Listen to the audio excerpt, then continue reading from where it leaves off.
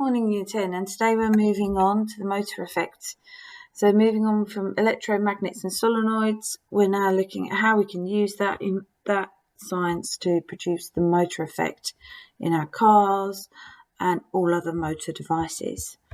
So a couple of learning outcomes, they are related to Fleming's left-hand rule, so not the right-hand rule today, the left-hand rule, and this is explaining how movement is produced.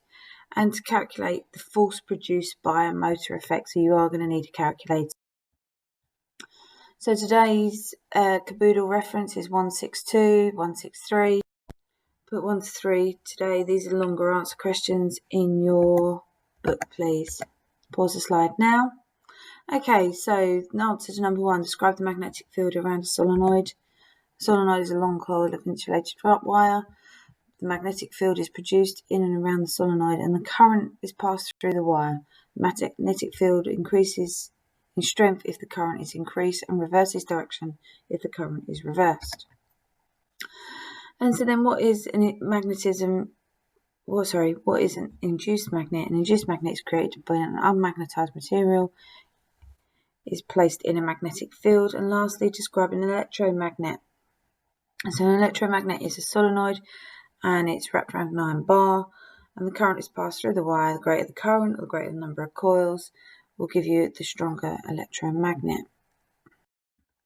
So electric motors. Now there are electric motors in everything, okay?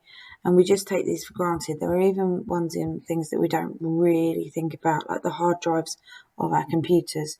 Anything that drives a fan or has moving parts tends to have an electric motor. So how do they work? And it is important that we understand how they work. So we have to recall how the magnetic lines work within a region of an electromagnet.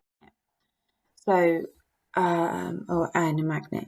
So north to north, repel, south to south, attract.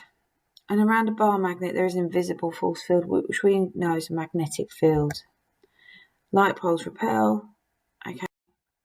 And when we apply a current through a wire, we also know that there is an electromagnetic field produced. So we have that magnetic field, and that is Fleming's right-hand rule.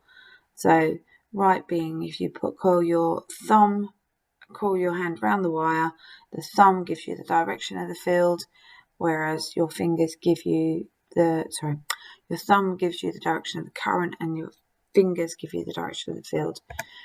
Okay, so when electrons flow through the wire, they generate circular magnetic fields. The direction of this field, it depends on the direction of the current, and if it's reversed the current, you reverse the current, the field is also changes direction. So Fleming's left-hand rule is all about motors, and so Fleming realised that actually we can apply this simple rule to explain what's happening.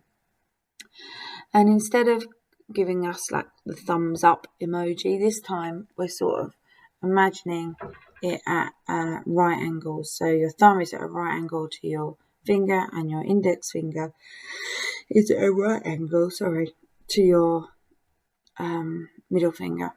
Okay, and your thumb is for movement, and your forefinger is for field, and the second finger is for current.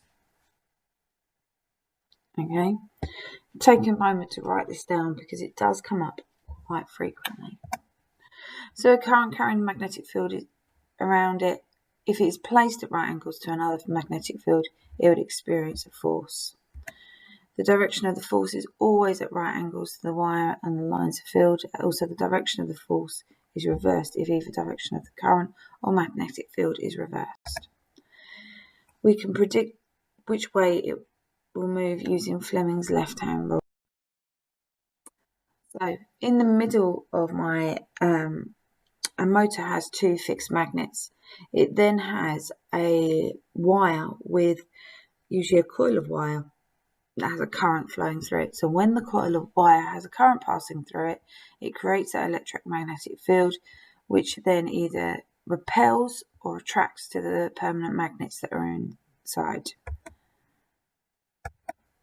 So the first finger is pointing to the north, from the north to the south pole, The second finger is pointing to the direction of the current, and therefore the wire will move upwards. So what right direction will the wire move?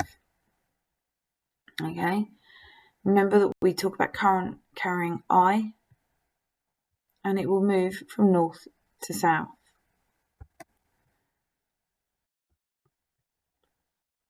So, in what direction does the force act on a wire? This is just an exam question for you to practice. Where there are magnetic poles at both A and B, what poles are A and B? They are both north poles because we can see that there is repulsion occurring. Okay, in what direction does the force act in the wire? Into the page paper.